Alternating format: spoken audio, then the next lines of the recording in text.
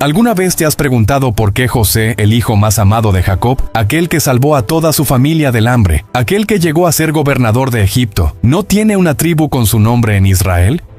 Parece increíble, ¿verdad? Pero espera, porque la historia se pone aún más fascinante. Resulta que José no perdió su herencia, al contrario, recibió algo mucho mejor, una porción doble. Todo esto tiene que ver con herencias, bendiciones, profecías y el cumplimiento de promesas antiguas que cambiaron la historia de Israel para siempre. Hoy vamos a desentrañar este misterio bíblico que muchos pasan por alto. Vamos a entender por qué José está representado por dos tribus en lugar de una. Descubriremos qué significaba realmente la bendición de Jacob sobre sus nietos. Y al final, vas a comprender cómo este evento aparentemente extraño revela uno de los principios más importantes en toda la Biblia. Que Dios no siempre actúa según nuestras expectativas humanas, sino según su propósito divino. Pero antes de continuar, si este contenido te está resultando interesante, dale like a este video, suscríbete al canal y activa la campanita para no perderte ningún contenido sobre historia bíblica. Y déjame un comentario contándome, ¿ya conocías esta historia de José y sus hijos? Ahora sí, vamos a sumergirnos de lleno en este relato fascinante. Para entender toda esta historia, primero necesitamos conocer quién era José. Él era el hijo número 11 de Jacob, pero el primero que tuvo con Raquel, su esposa amada. Génesis capítulo 37 nos cuenta que José era el favorito de su padre. De hecho, Jacob le regaló una túnica especial de colores, lo cual provocó los celos terribles de sus hermanos mayores. Esta preferencia no era casualidad. José había nacido después de años de esterilidad de Raquel, lo que lo hacía aún más especial para Jacob. Pero esta predilección tendría consecuencias dramáticas. Los hermanos de José, consumidos por la envidia, decidieron deshacerse de él. Primero quisieron matarlo, pero Rubén intervino. Finalmente lo vendieron como esclavo a unos mercaderes que iban rumbo a Egipto. Le dijeron a su padre que José había sido devorado por una fiera salvaje. Jacob quedó destrozado. Pensó que había perdido a su hijo amado para siempre. Pero lo que sus hermanos planearon para mal, Dios lo encaminó para bien, como dice Génesis 50, versículo 20. José llegó a Egipto como esclavo. Sirvió en la casa de Potifar, un oficial del faraón. Allí prosperó porque Dios estaba con él, según nos relata Génesis 39. Sin embargo, fue acusado falsamente por la esposa de Potifar y terminó en prisión. Pero ni siquiera en la cárcel Dios lo abandonó. José comenzó a interpretar sueños de otros prisioneros, y estas interpretaciones se cumplieron exactamente como él predijo. Finalmente, el propio faraón tuvo dos sueños perturbadores que nadie podía interpretar. Fue entonces cuando se acordaron de José. El faraón soñó con 7 vacas gordas y 7 vacas flacas, y con 7 espigas llenas y 7 espigas marchitas. José interpretó estos sueños con sabiduría divina. Vendrían 7 años de abundancia seguidos de 7 años de hambre terrible. Génesis 41 nos cuenta que el faraón quedó tan impresionado que nombró a José gobernador de todo Egipto. Tenía apenas 30 años, le dio autoridad para almacenar granos durante los años buenos y así salvar al pueblo durante el hambre venidera. Y exactamente así sucedió. Durante 7 años hubo cosechas abundantes. José organizó todo el sistema de almacenamiento. Luego llegó el hambre no solo a Egipto, sino a todas las tierras vecinas, incluyendo Canaán donde vivía su familia.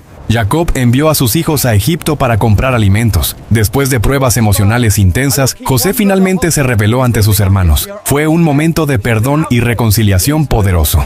José les dijo: «No teman, ustedes pensaron hacerme mal, pero Dios lo transformó en bien para salvar muchas vidas», según Génesis 50, versículo 20. José hizo venir a toda su familia a Egipto. Jacob, ya anciano, pudo abrazar nuevamente al hijo que creía muerto. Se establecieron en la tierra de Gosén, la mejor región de Egipto. Allí José se casó con Asenat, hija de un sacerdote egipcio, y tuvo 2 hijos, Manasés y Efraín. Estos nombres son significativos. Manasés significa el que hace olvidar, porque José dijo: «Dios me hizo olvidar todo mi sufrimiento».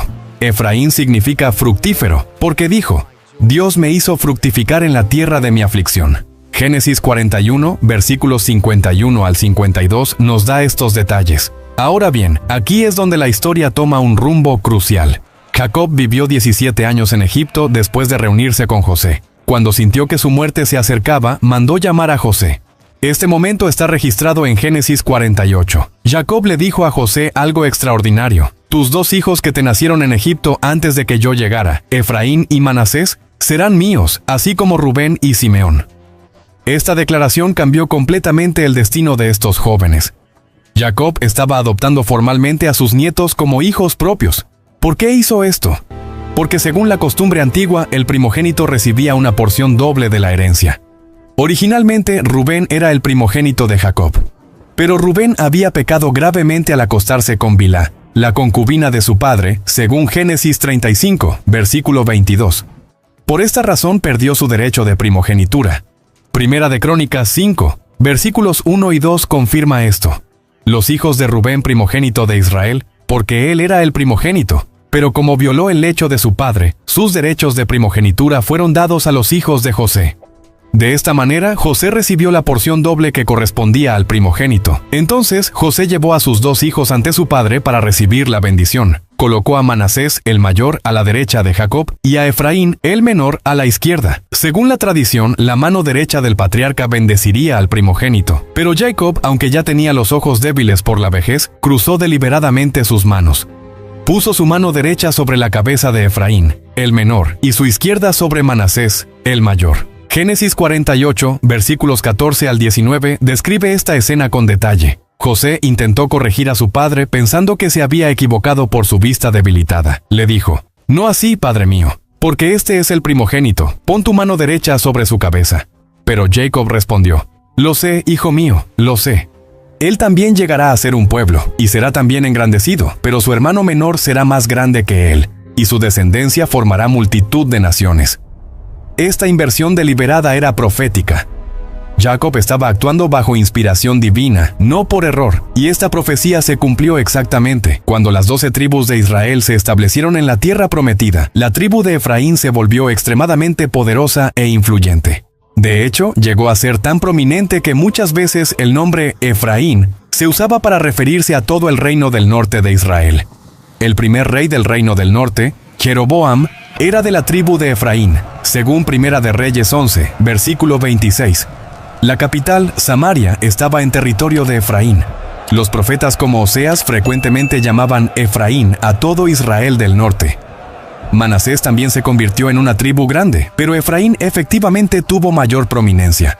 Esto demuestra que la bendición de Jacob no era simplemente un ritual simbólico, sino una declaración profética que se cumplió en la historia. Dios estaba operando según su plan soberano, no según las expectativas humanas de primogenitura. Esto significaba que José, a través de sus hijos, recibió una porción doble de la herencia de Israel. Mientras cada uno de sus hermanos recibió una tribu, José recibió 2. Esta era la bendición del primogénito, aunque técnicamente él era el hijo número 11 de Jacob. Pero aquí surge otra pregunta. Si ahora tenemos 13 tribus contando a Efraín y Manasés, ¿cómo mantenemos el número sagrado de 12? La respuesta está en la tribu de Leví. Números capítulo 3 explica que los levitas fueron apartados para el servicio del tabernáculo y posteriormente del templo. No recibieron territorio propio como las demás tribus. En cambio, vivían dispersos en ciudades específicas entre las otras tribus. Su herencia era el propio Señor, como dice Deuteronomio 18, versículo 2. Entonces, las 12 tribus que recibieron territorio fueron Rubén, Simeón, Judá, Isaacar, Zabulón, Dan, Neftalí, Gad, Aser, Benjamín, Efraín y Manasés. Leví servía como sacerdotes y José estaba representado por sus 2 hijos. El número 12 se mantenía perfectamente. Este arreglo también reveló algo sobre el carácter de Dios y su manera de obrar. Una y otra vez en la Biblia vemos que Dios elige al menor sobre el mayor. Eligió a Abel sobre Caín, a Isaac sobre Ismael, a Jacob sobre Esaú, a José sobre sus hermanos mayores, a Efraín sobre Manasés, a David sobre sus hermanos mayores. Este patrón nos enseña que Dios no se rige por nuestros sistemas humanos de jerarquía y primogenitura. Él obra según su gracia y su propósito soberano. Además, la historia de José y sus hijos nos muestra cómo Dios puede transformar situaciones terribles en bendiciones extraordinarias. José fue vendido como esclavo, falsamente acusado, encarcelado injustamente. Pero todo esto fue parte del plan divino para posicionarlo donde pudiera salvar a su familia y cumplir las promesas hechas a Abraham. Sus hijos, nacidos en tierra extranjera de madre egipcia, fueron elevados al mismo nivel que los hijos de Jacob. Esto anticipaba la futura inclusión de los gentiles en el pueblo de Dios. La bendición invertida de Jacob sobre Efraín también tiene paralelos proféticos. Algunos estudiosos ven en esto una prefiguración de cómo Dios bendeciría a los gentiles junto con los judíos en el nuevo pacto. El apóstol Pablo explica en Romanos 11 cómo ramas silvestres fueron injertadas en el olivo. La lógica humana diría que solo los descendientes directos naturales deberían heredar, pero Dios amplía su gracia más allá de las expectativas. La historia también nos enseña sobre perdón y restauración. José perdonó a sus hermanos que lo vendieron. Jacob perdonó a Rubén a pesar de su pecado. Dios usó todos estos eventos complicados y dolorosos para cumplir su propósito. Nada se desperdició.